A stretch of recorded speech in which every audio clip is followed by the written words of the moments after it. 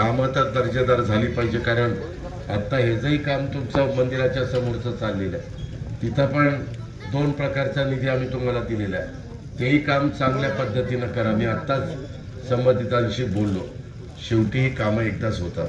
माझं म्हणणं, ब्रिटिशांच्या काळात झालेली कामं 100 वर्ष टिकली आणि तिच्या आयला आपली कामं 25 वर्ष टिकत नाहीत.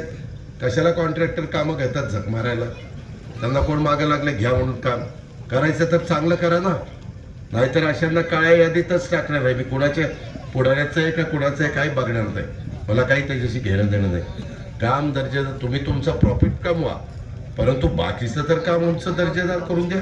तिथं लोक दर्शनाकरता आली तर माझ्या माय माऊलींना, माझ्या पुरुष मंडळींना तिथं रामकृष्ण हरी म्हणता आलं पाहिजे, बसता आलं पाहिजे, थोडंसं समाधान त्याला वाटलं पाहिजे, एक वेगळ्या प्रकारचा आनंद त्याला त्या ठिकाणी मिळाला पाहिजे किंवा त्या माझ्या महिला भगिनीला मिळाला पाहिजे.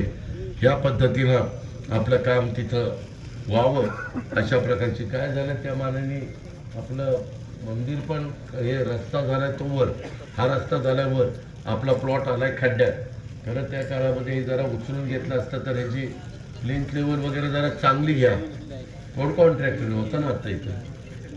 हा, प्लिंथ लेवल चांगली घ्या. कारण काय, तू बघ तिथं ते जात असताना जरा जास्तीचं कोण बघणार? आमच्या जिल्हा परिषद बघणार.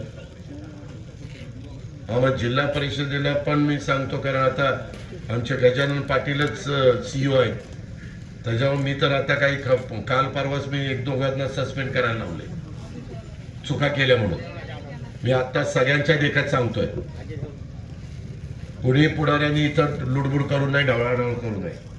नाहीतर वाळू माझ्याकडनं घ्या, सिमेंट माझ्याकडनं घ्या, खडी माझ्याकडनं घ्या, मला काम द्या, हे असलं चालणार नाही. तुमच्यामध्ये रग असेल तर तुम्ही काम टेंडर भरा, काम घ्या, पण काम चांगलं झालं पाहिजे. मी तुला खरंच ब्लॅकलिस्टला टाकेल, काम मी बघायला येणार आहे. तिथं सिमेंट, वाळू, खडी, त्याला क्युरिंग करणं, त्याला पाणी मारणं, ते सगळं कारण देवाचं काम आहे.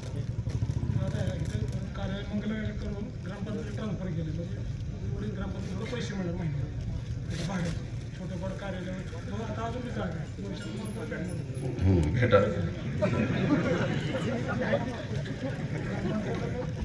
अशा वेळेस अजित पवार आठवतो आणि नको तेव्हा काय काय आठवतं कुणाला मला माहिती नाही. जाऊ दे, आता त्या खोऱ्यात जायचं नाही मला.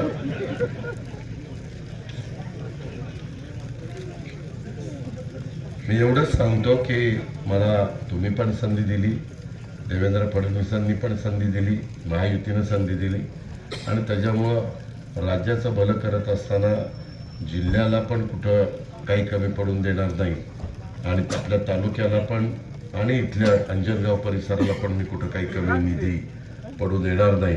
अजून आपली होय बाबा, दोन्ही बाजूचे शेतकरी तयार आहेत.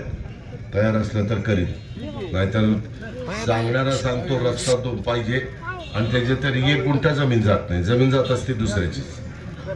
काय ज्याचं जातं, ज्याचं जळतं त्याला कळतं. ती म्हणतो ती आलं माझं काय, ही कसं काय सांगतं? त्याच्यावर रस्ता तर चांगला असलाच पाहिजे, त्याच्याबद्दल दुमत नाही.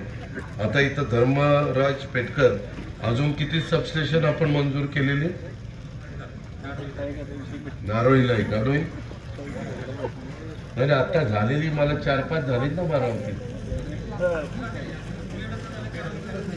मेडचं एक झालं, करंजेचं होईल. ठीक आहे, मागे देखील आपण मोठ्या प्रमाणावर बारामती तालुक्यामध्ये लोड शेडिंग राहू नये, सुरळीत नियमित दाबाने वीज पुरवठा माझ्या. ABP माझा, उघडा डोळे बघा नीट.